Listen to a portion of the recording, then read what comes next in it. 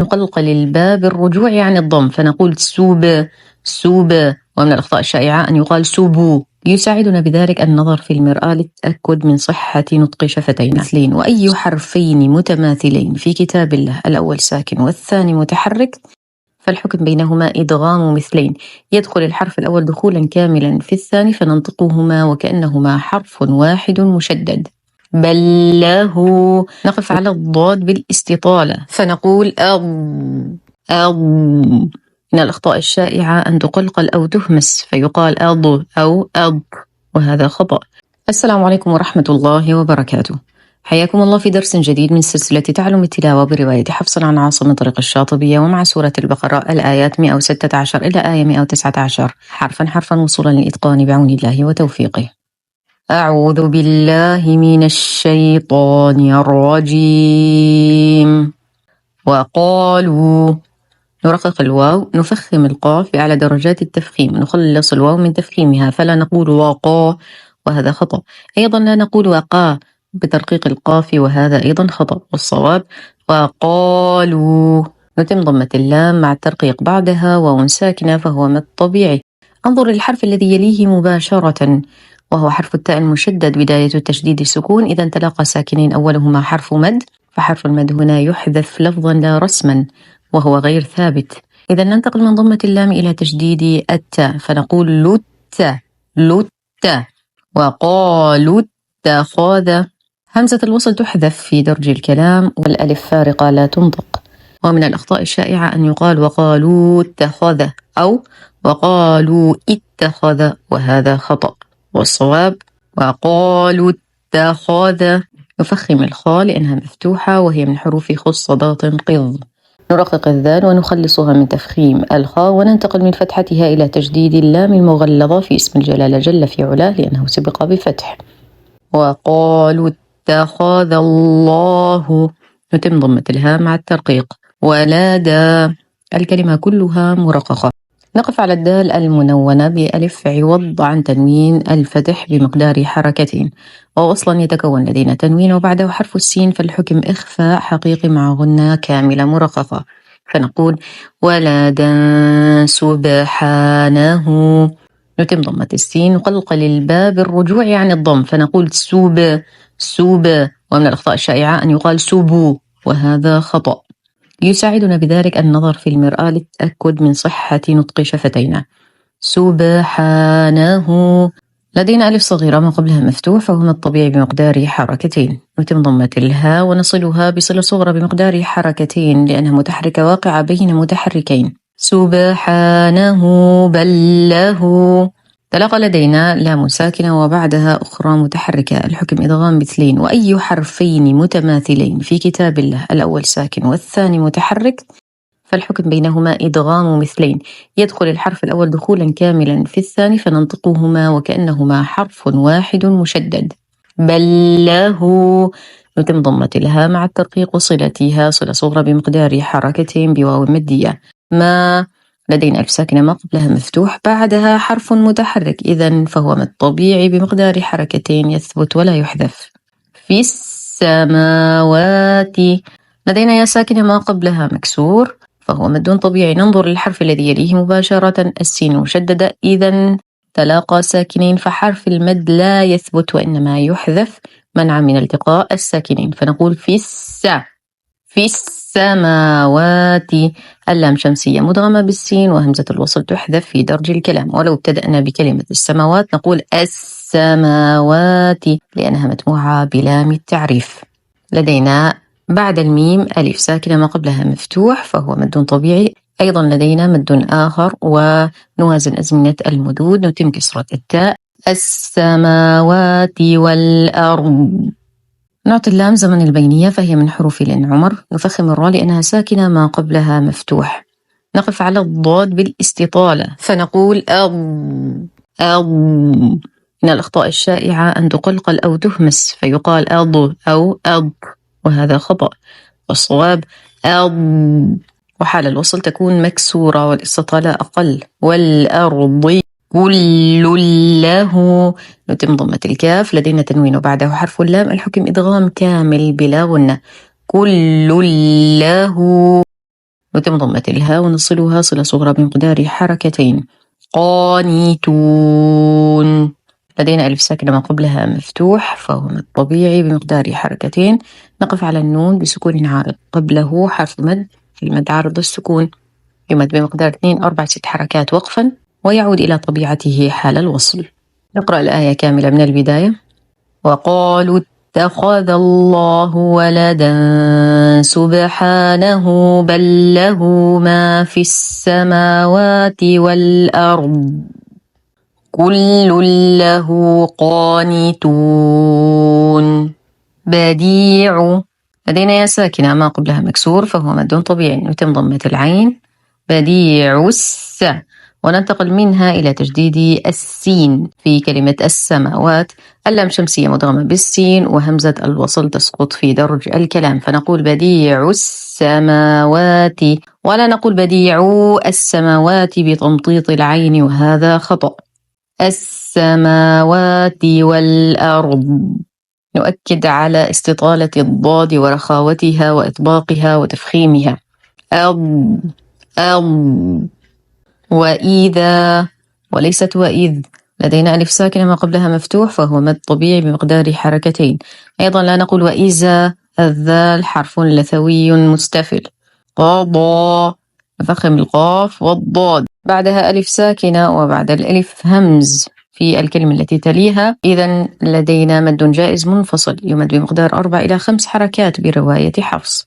وإذا قضى أمرا فإنما. نرقق الهمزات دائما، نصبر على الميم فهي من حروف لين عمر. نفخم الراء لأنها مفتوحة، بعدها تنوين وبعد التنوين حرف الفاء، فالحكم إخفاء حقيقي مع غنة كاملة مرققة. نقول أمرا فإنما. نحقق الهمز، لا نقول فإنما بالتسهيل وهذا خطأ، والصواب فإنما. نشد النون بغنة أكمل ما تكون. لدينا ألف ساكنة ما قبلها مفتوح بعدها حرف متحرك فهو مد طبيعي يثبت ولا يحذف. يقول. لدينا واو ساكنة ما قبلها مضموم فهو مد طبيعي نتم ضمة اللام. له. نتم ضمة الهاء ونصلها بواو مدية أصل صغرى بمقدار حركتين. نتم ضمة الكاف. لدينا نون ساكنة وبعدها حرف الفاء، الحكم إخفاء حقيقي مع غنة كاملة مرققة. فيكون. نقف على النون بسكون عارض قبله حرف مد، فالمد عارض للسكون يمد بمقدار 2 4 6 حركات حال الوقف.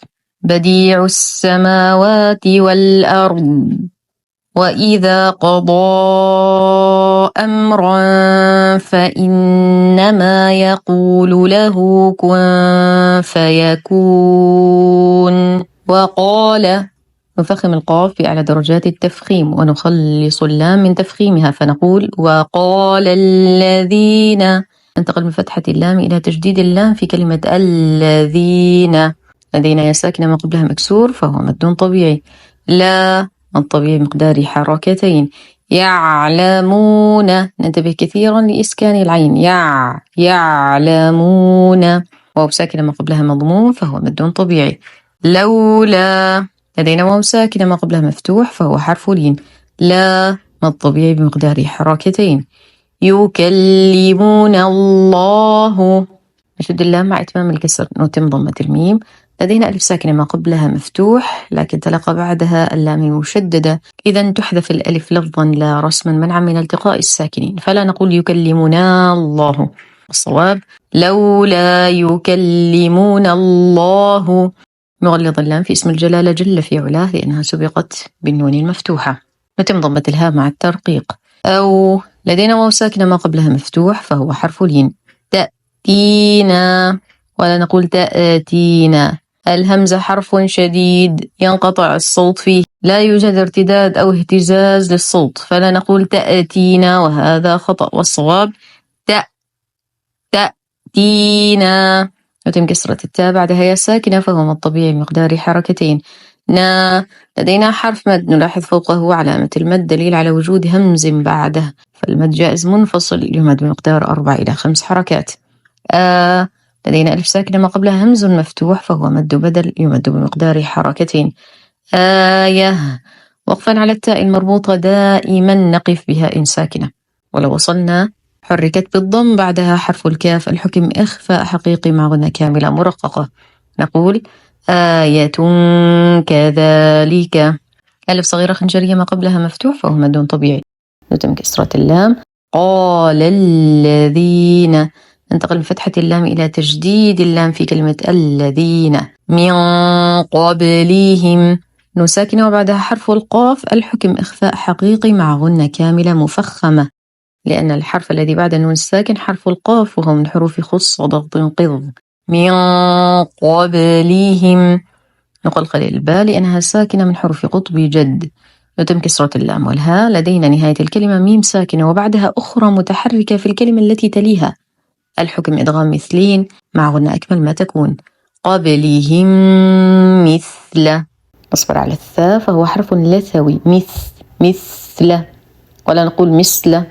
قولهم، لدينا واو ساكنة ما قبلها مفتوح فهو حرف ليم. يتم كسرة اللام والهاء. نهاية الكلمة ميم ساكنة، فوقها هذه الميم الصغيرة التي ترسم في بداية الكلمة، هذه ليست علامة الإقلاب، فعلامة الإقلاب ميم كاملة، وإنما هي علامة لزوم الوقف، فالوقف هنا لازم حتى لا يتغير المعنى. تشابهت، نهمس التاء فهي ساكنة من حروف سكت فحثه شخص. قلوبهم، لدينا علامة قلي هنا تدل على جواز الوقف والوصل. قد بينا الآيات، نقلقل الدال قلقلة صغرى فهي ساكنة وسط الكلام. بينا ننتقل من فتحة النون المشددة بغنة أكمل ما تكون إلى إسكان اللام القمرية في كلمة الآيات. حرف المد يحذف لفظا لا رسما منع من التقاء الساكنين. الساكن الأول هو حرف المد، والساكن الثاني هو اللام القمرية في كلمة الآيات. همزة الوصل تحذف في درج الكلام. بينا نل، ولو ابتدأنا بكلمة الآيات نبتدأ همزة الوصل مفتوحة لأنها متبوعة بلام التعريف، فنقول الآيات. لدينا ألف ساكنة ما قبلها همز مفتوح، فهو مد بدل بمقدار حركتين. يا، ألف صغيرة خنجرية ما قبلها مفتوح فهو مد طبيعي. نتم كسرة التاء. لقوم تنوين وبعده حرف الياء، الحكم إدغام ناقص مع غنة كاملة. لقوم يوقنون، واو ساكنة ما قبلها مضموم فهو مد طبيعي. نقف على أنه بسكون عارض وقبله حرف مد، فالمد عارض للسكون يمد بمقدار 2 4 6 حركات وقفا. وقال الذين لا يعلمون لولا يكلمون الله أو تأتينا آية كذلك قال الذين من قبلهم مثل قولهم تشابهت قلوبهم قد بينا الآيات لقوم يوقنون. إنا، نشد النون بغنة أكمل ما تكون.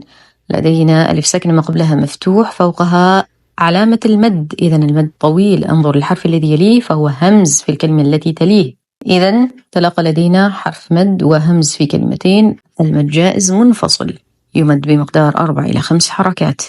أرسلناك، نفخم الراء لأنها ساكنة ما قبلها مفتوح. لدينا ألف صغيرة خنجرية ما قبلها مفتوح فهو مد طبيعي. بالحق، نتم كسرة الباء والقاف مع التشديد.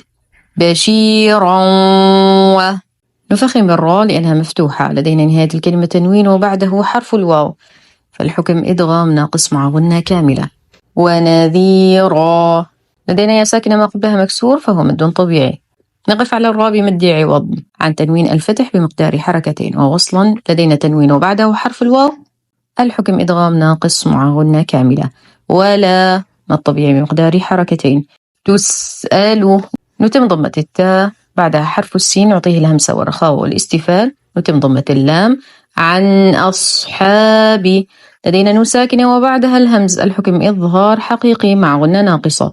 أصحاب، ألف صغيرة خنجرية ما قبلها مفتوح فهو مد طبيعي.